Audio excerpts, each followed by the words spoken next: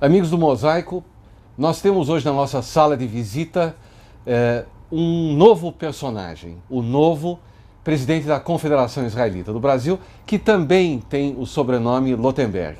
É o Fernando, que já era o seu secretário-geral. Fernando, como nós estamos em momentos difíceis do ponto de vista institucional, eu queria te perguntar uma coisa que eu acho que passa muito pela cabeça das pessoas. Quando nós tivemos um incidente com o chamamento do embaixador brasileiro em Israel e a Confederação se manifestou, em termos bastante claros, mas equilibrados, houve muita crítica. Há poucas semanas, o presidente da Federação fez um discurso sobre o dia do Holocausto em termos especialmente duros sobre os tempos que nós, como comunidade judaica, atravessamos no Brasil. Como é que nós ficamos diante do duro, do equilibrado, do razoável? Qual é a tua visão? Veja, eu acho que, primeiro de tudo, muito satisfeito de estar com vocês no Mosaico. Prazer é nosso. Muitos anos conhecia seu pai, seu irmão, você mesmo, da CIP, de vários lugares. Então, além de espectador, agora estou com muito prazer aqui dando essa entrevista. Não é uma questão trivial. A comunidade é uma comunidade plural. E existem várias correntes de opinião que nós, como liderança, devemos respeitar. Então, eu lembro de uma história que me contaram em Israel, quando Ben-Gurion visitou o Kennedy. E o Kennedy falou para ele, eu tenho muita inveja do senhor. Porque ele falou, por quê? Ele falou, porque eu governo um país, naquela época de 150 milhões de habitantes, e o senhor, um país de 3 milhões, deve ser muito mais fácil. Ao que o Ben-Gurion teria replicado. Ele falou, uma coisa é governar 150 milhões de cidadãos, outra coisa é ser o primeiro-ministro de 3 milhões de primeiros ministros. Na comunidade, assim, cada um tem a sua opinião e é razoável que assim seja. A gente não está procurando uma uniformidade, uma linha única. A gente tem que ser democrático e aceitar as divergências. O que nós pensamos como CONIB é que nós temos que ter uma linha. Quer dizer, qual é a nossa linha? Nossa linha é a de defesa da legitimidade do Estado de Israel, que nos confunde com um governo ou outro, cada um pode ter a sua opinião. E, ao mesmo tempo, como cidadãos brasileiros, nós temos que preservar a nossa liberdade e o nosso bem-estar. Nós todos vivemos aqui, temos filhos, alguns netos, estamos em escola, temos negócios, temos profissões, queremos um ambiente democrático, de tolerância. Então, dentro dessas linhas que nós temos que nos conduzir. A despeito da situação política complicada, eventuais escândalos, do ponto de vista da comunidade judaica, nós devíamos ficar mais preocupados, menos preocupados, atentos. Como é que você classificaria a situação no momento?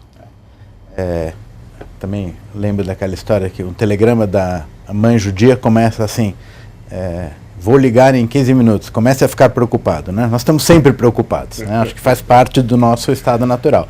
Sem paranoia, sem obsessão, mas acho que a vida nos ensinou a permanecer alerta aos sinais que a realidade nos manda. Então, felizmente no Brasil, até hoje, a gente não teve nenhum incidente mais grave.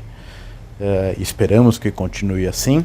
O que não nos dispensa dos deveres de ficar alerta e de tomar as providências necessárias. Então, por exemplo, nesse último episódio, a CONIB tomou medidas perante as autoridades no sentido de pedir um incremento dos níveis de segurança e de alerta nas instituições, nas nossas fronteiras, e nós vamos fazer, durante esse nosso mandato, uma ação legislativa e política muito forte. Então, eu já fui para Brasília, voltarei ainda esse mês. Um dos nossos objetivos é que o Brasil tenha uma legislação antiterrorismo. Isso é importante, sinaliza para o mundo que o Brasil está preocupado com esse tema e para nós, acredito que funciona como uma proteção adicional. Essa porta que você abriu na conversa interessa bastante. A CONIB, então, vai se ocupar e preocupar no sentido de explicar para as autoridades da importância de nós termos uma legislação antiterrorismo. Essa é a bandeira desse mandato na CONIB? Não é esse item é um deles. O item maior, quer dizer, onde isso está enquadrado, é uma ação política efetiva. Então, nós contratamos uma pessoa para nos assessorar em Brasília de forma permanente.